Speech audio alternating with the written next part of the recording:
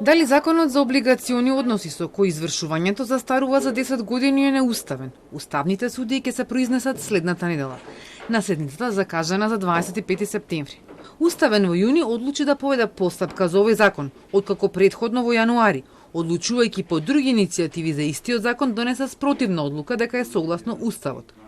Токму ова е една од причините поради која Сдруженијата Човекот над профитот, но Пасаран и Конфедерацијата на синдикални организации сметаат дека промената на ставот на судиите е симптоматична и уште еднаш апелираат до нив да ги следат темелните вредности на Уставот, да не дозволат граѓаните да бидат во должничко робство.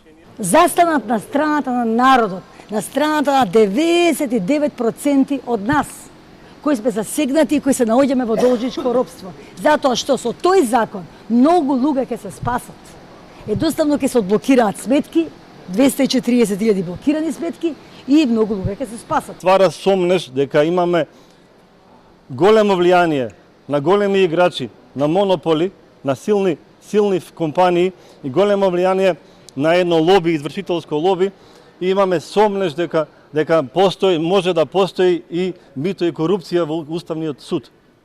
На седницата во јуни судиите отворија повеќе дилеми и констатираа дека законот е несправедливо пракса. Го повредува правото на сопственост и создава нееднаков третман на доверителите. Денеска повторија дека водилка ќе им биде Уставот.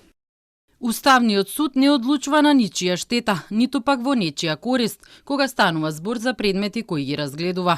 Улогата на судот и неговата уставна поставеност е да ги оценува прописите и да донесе одлука дали се во согласно со Уставот и со законите. На 20 јуни Уставниот суд поведе постапка и согласно актот на судот, следната фаза е одлучување по даден предлог од страна на судија известител.